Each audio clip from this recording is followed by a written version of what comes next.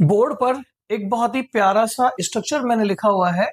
पढ़ लेते हैं इसको। Subject plus verb plus object.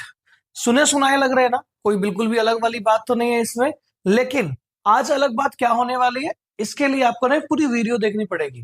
कारण क्या है इस वीडियो को देखने का वो मैं आपको बताऊंगा, लेकिन थोड़ा सा मुझे टाइम दीजिए। देखिए, ये जो स्ट्रक्चर आपके सामने लिख रहा है, इसमें सब्जेक्ट है, वर्ब है, ऑब्जेक्ट है, ये तीनों शब्द मिलके यूनिवर्सली एक्सेप्टेड एक ऐसा ग्रामेटिकल स्ट्रक्चर बनाते हैं जो पूरे विश्व में माना जाता है, जाना जाता है, और इसी के थ्रू पूरी ग्रामर बेस्ड है। लेकिन मैं आज आपको क्या बताने जा रहा हूं कि इनमें से अगर मैं किसी एक शब्द को हटाना चाहूं, सब्जेक्ट को, वर्ब को, ऑब्जेक्ट को, तो वो कौन सा ऐसा शब्द होगा जिसको हटा के मैं पूरा सेंटेंस बना सकता हूं?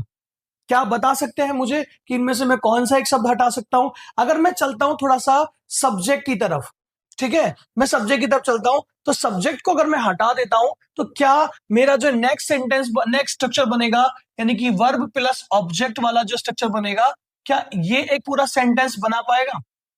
ये एक सेंटेंस बना सकता है? शायद आपका आंसर होगा हाँ, शायद आपका आंसर होगा ना।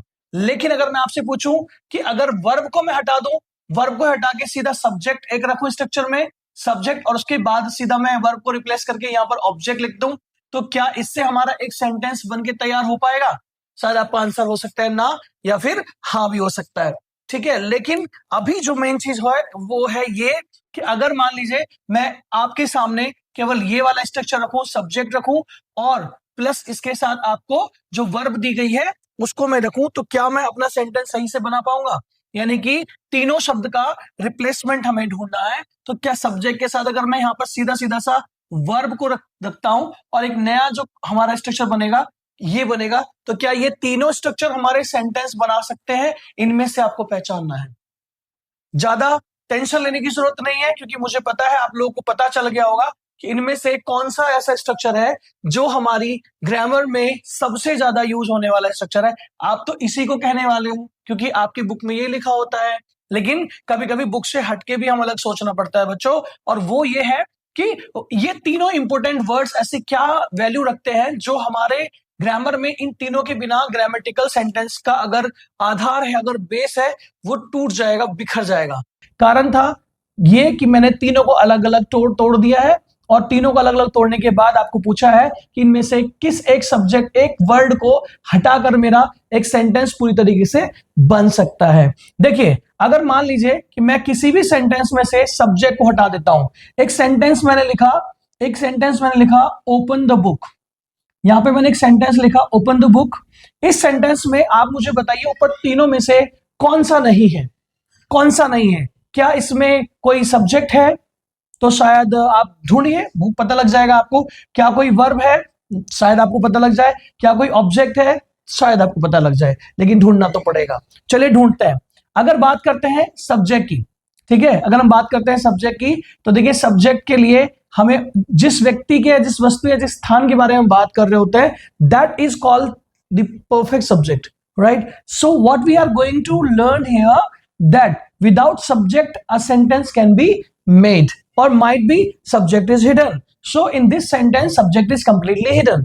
यहां पर हमारा जो सब्जेक्ट है वो छिपा हुआ है, क्योंकि हम किसी व्यक्ति को ये ऑर्डर दे रहे हैं कि अपनी बुक खोलिए, अपनी किताब ओपन करिए, किताब को पन्ना पलटिए या पन्ना खोलिए। हमने यहां पर उसको बोल दिया है ओपन द बुक, ठीक है। तो इसका मतलब क्या है कि यहां पर हमारी वर्ब है, ठीक है, यहां पर हमारे पास एक वर्ब है और यहां पर हमारे पास एक ऑब्जेक्ट है। तो इसका मतलब क्या है कि वर्ब और ऑब्जेक्ट, पहला स्ट्रक्चर हमारा सही हो जाता है कि इसके साथ हम अपना सेंटेंस बना सकते हैं। बहुत सारे एग्जांपल हैं, जैसे मैंने बोला sit down, come here, go there, listen to me, talk to me, show me your notebook, show me your work. ये सारे के सारे स्ट्रक्चर मैं किससे बना सकता हूं? वर्ब प्लस ऑब्जेक्ट से। तो सब्जेक्ट की टेंशन तो खत्म हो गई होगी कुछ हद तक।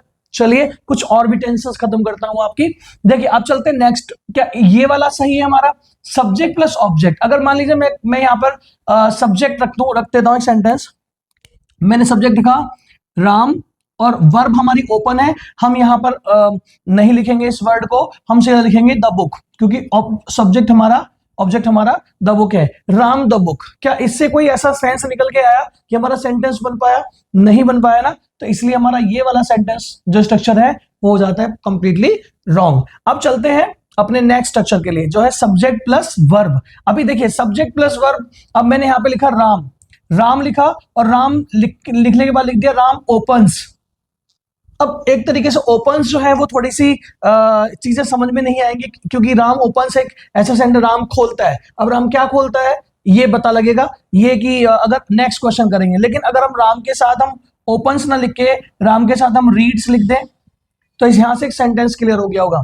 अगर हम राम के साथ यहां पर हम प्लेज लिख दें तो यहां पर हमारा एक टॉपिक क्लियर हो गया होगा। ठीक है, तो इन सबसे ये चीज क्लियर हो गई कि हमारा जो मेन स्ट्रक्चर है वो ये वाला है, लेकिन इस पूरे स्ट्रक्चर के बिना भी हम अपने सेंटेंसेस बना सकते हैं। तो आज की अभी छोटे से टॉपिक में मैंने आपको क्या क्लियर किया है कि हमारा ये वाला स्ट्रक्चर और ये वाला स्ट्रक्चर दोनों मिलकर एक परफेक्ट स्ट्रक्चर बनाते हैं, जिनसे हम अपनी आगे की कम्युनिकेशन की क्लास को आगे बढ़ा सकते हैं, अपनी ग्रामर को स्ट्रॉन्ग कर सकते हैं। तो आज के बाद आप केवल इसी स्ट्रक्चर पे फोकस नहीं करेंगे, राइट? आप फोकस इन दोनों पे भी करिए, क्योंकि हमारे पास ऐसे बहुत सारे तरीके हैं जो हम अपने ग्रामर को स्ट्रॉन्ग कर सकते हैं। तो आपको समझ में आया ये वाला स्ट्रक्चर कि बिना इन सब्जेक्ट के भी हम सेंटेंस बना सकते हैं और सब्जेक्ट को लगाकर भी हम सेंटेंस बना सकते हैं। अब बात आती है सेंटेंस क्या है, इसको समझना है। चलिए समझते हैं सेंटेंस क्या है।